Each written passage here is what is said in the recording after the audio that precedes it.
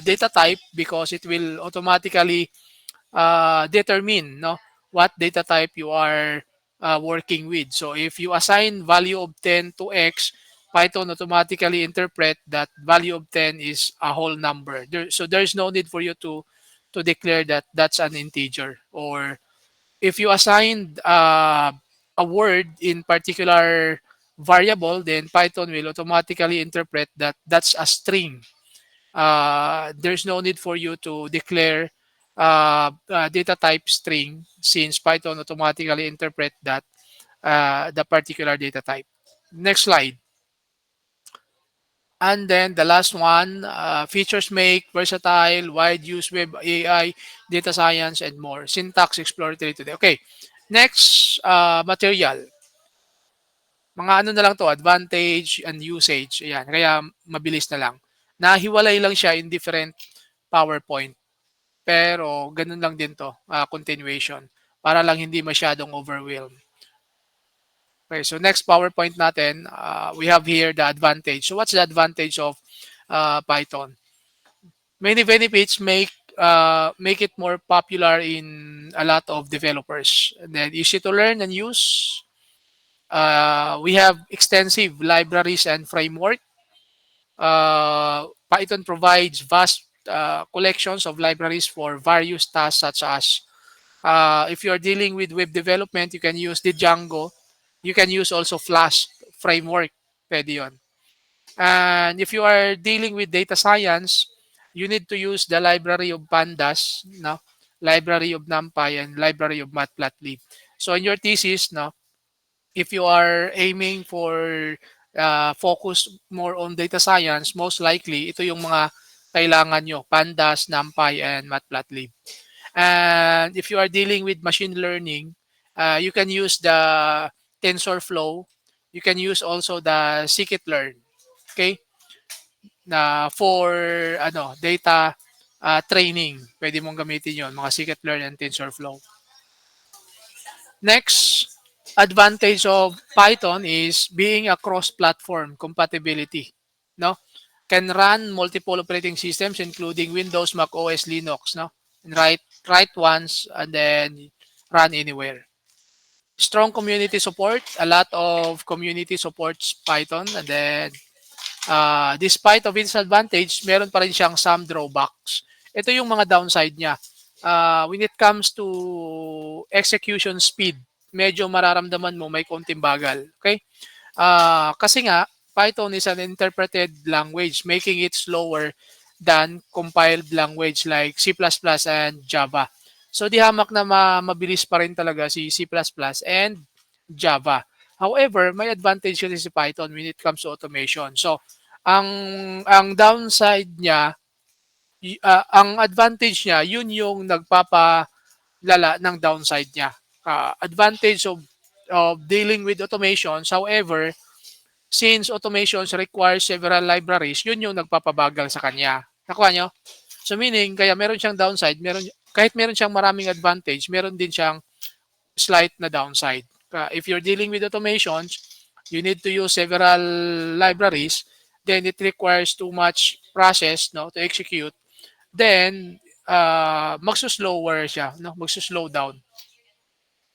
The next one, high memory usage dahil nga dun sa mga extensive libraries. Typing memory management, dynamic typing memory management result in higher memory. Kasi nga, ini-interpret niya. Every time you type the instruction, it automatically interprets kasi nga hindi niya kino-compile. Okay? Hindi niya kino-compile. So para kang nag-active search. While typing, alam niya na kaagad ano yung tinutukoy mo. So, it requires high memory usage kasi while doing your instruction, nag-i-interpret na siya. Unlike compiler, aantayin ka muna niyang matapos yung first line of source code up to the last line of source code. Then once you are done, that's the only time that the compiler will compile the first source code up to the last source code. It will try to check the syntax, whether you are having a correct syntax. It will try to check the semantics, whether you are having, say, correct semantics of instructions. And then kung all the instructions after compilations encounter no error, then it will successfully execute the source code. Mabilis kasi hindi nangyayari during coding. In Python, during your instruction, line per line, ini-interpret niya. So, meaning, during coding pa lang, gumagamit na ng high memory usage. Kasi nga, during the coding, nag-interpret na siya.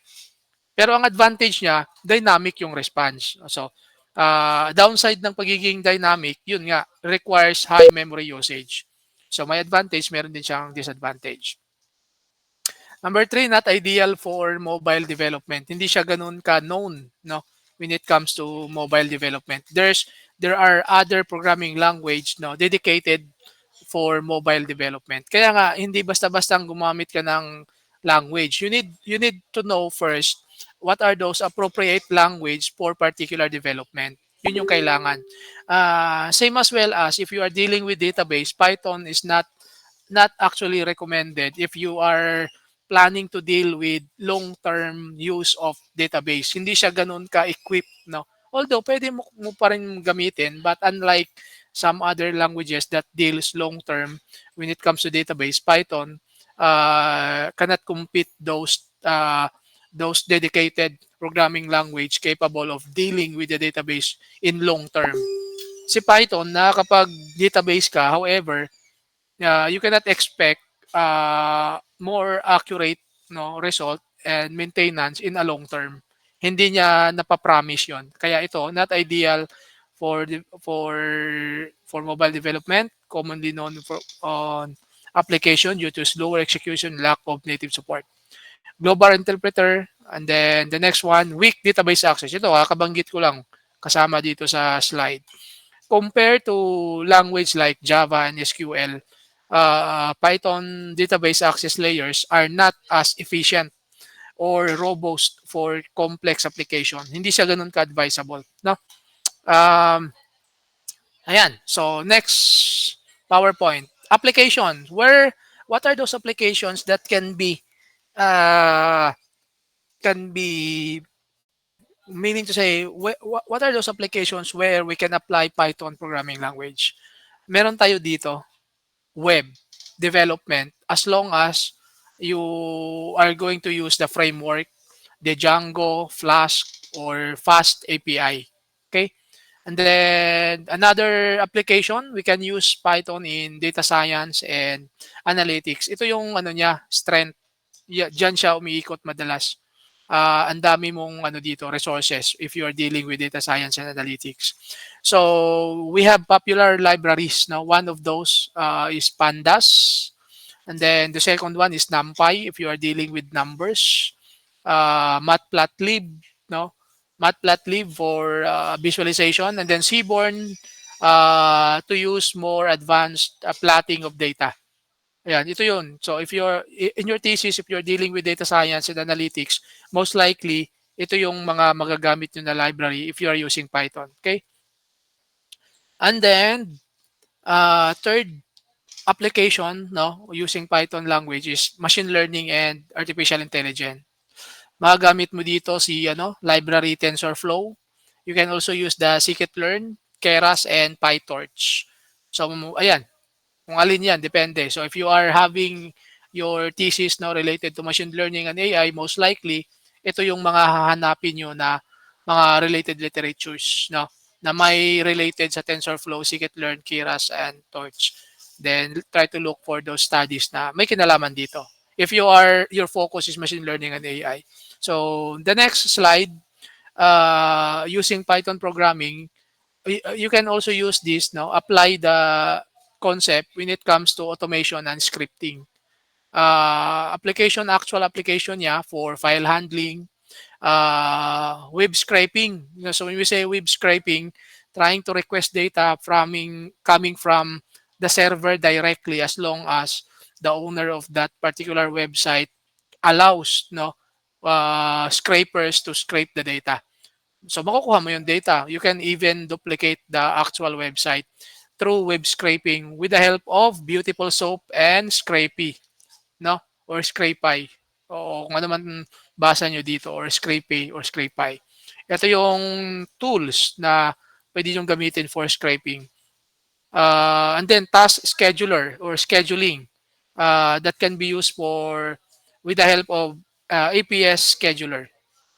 So that's another application of Python, automation and scraping. Next application is for game development.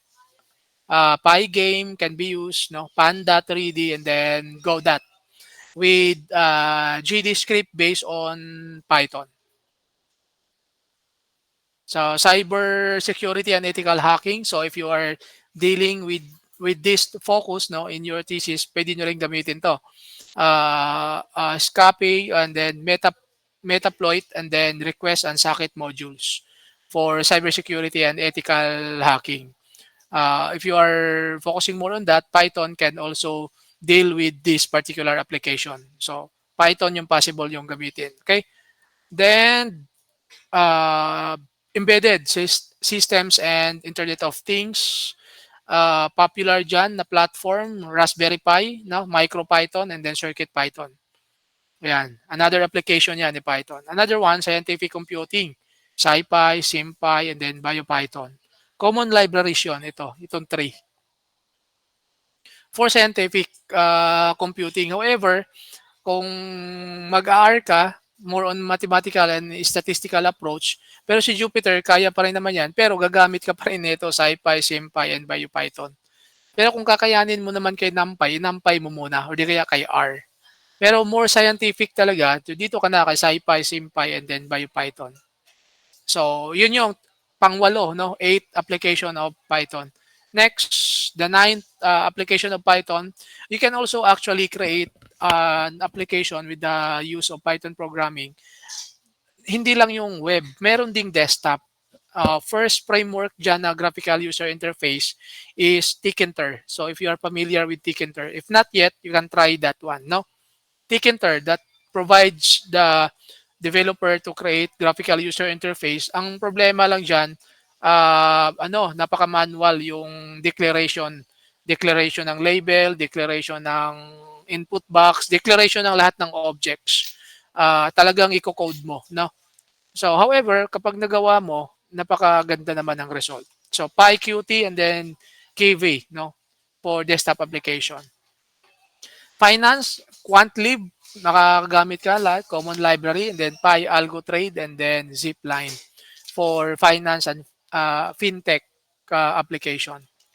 And lastly, the conclusion where you can just simply explore the application or additional applications that can be where we can apply Python programming language. So what is Python? Actually, you can just simply open and read the definition kasi theoretical lang yan. And then how to install Python, we have already an instruction earlier before, no, even before we tested the Python Jupyter Notebook. Inalab na natin on how are you going to install the Python, how are you going to install the Anaconda. And then basic Python programming structure, we have already several testing dito earlier in our Jupyter Notebook. Pinakita na natin how it looks like, paano yung structure. So, ganyan tayo mag-syntax ng Python programming. So, ito yon, ito din yon. Ayan, oh. Ito yung structure niya. If we want to use the actual structure, so buksan nyo na lang to. Ito na yung mismong structure niya. Ayan. And then, actual implementation ng structure 2-8. Ito. Explanation. Ito din yon, nirun ko na lang to, tapos pinrint screen, nilagay sa PowerPoint.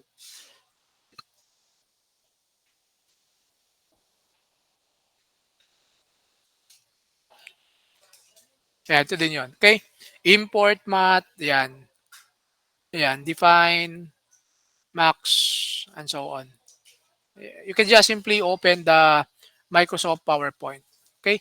So, ayan, no, natapos natin hang week 2. Week 2 with 8 learning materials. So, by next meeting, your assignment is to read the week 3 to 4. And then, we are going to continue with week 5 to 6. Okay? So, wala mo ng quiz. Siguro mag-ano tayo ng quiz at the last week na before your midterm siguro. Parang ganun. Okay? Kung makakahabol pa. We need to discuss first all the learning materials kasi lahat ito ay included in your midterm examinations. Kaya, ayan, chinyap-chap natin yan in different modules para pag nag-review kayo, materials, para pag nag-review kayo, hindi kayo ma-overwhelm in just one PowerPoint. So, ito, naka-separate na, no? Naka-divide na. Okay? Week 5, meron tayo dito nakaabang conditional statement. But as much as you listen the previous instruction dito, madali na lang. Bubuksan lang yung PowerPoint, bubuksan yung Jupyter Notebook, then you can test. Ganun lang, kadali ito. So first, install the Jupyter, install the Anaconda, download the learning material in our classwork, and then try it on your own. Nakuha niya? Follow? So, you need also to spend extra time to do that. Kailangan nyo rin talaga yun eh. Hindi kailangan laging ini-spoon feed. Kaya yan, hinihiwa-hiwalay natin yan, dinidivide. So, you can test those instructions on your own. For that, thank you for joining. Have a nice day. See you next meeting and God bless us all, class.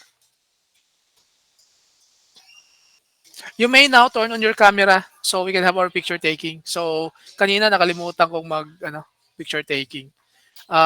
Wait for a moment. Ko muna to. Screenshot.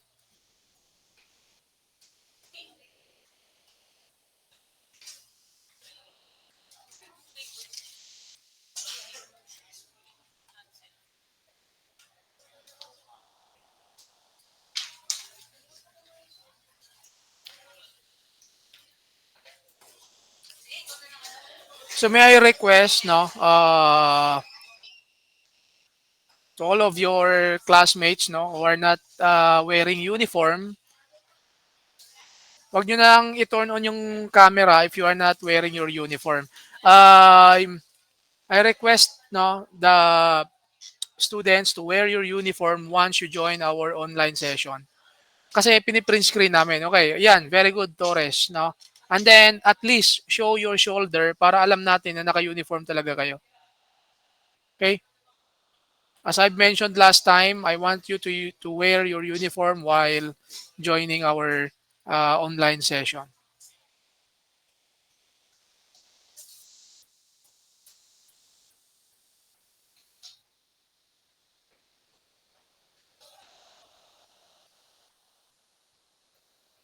Okay, I'm gonna expand now the display para kasya lahat.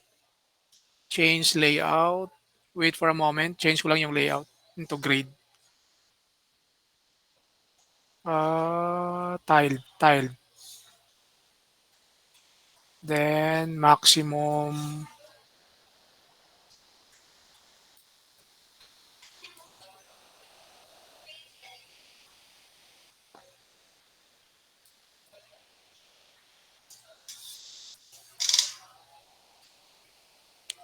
Okay, so 1, 2, 3.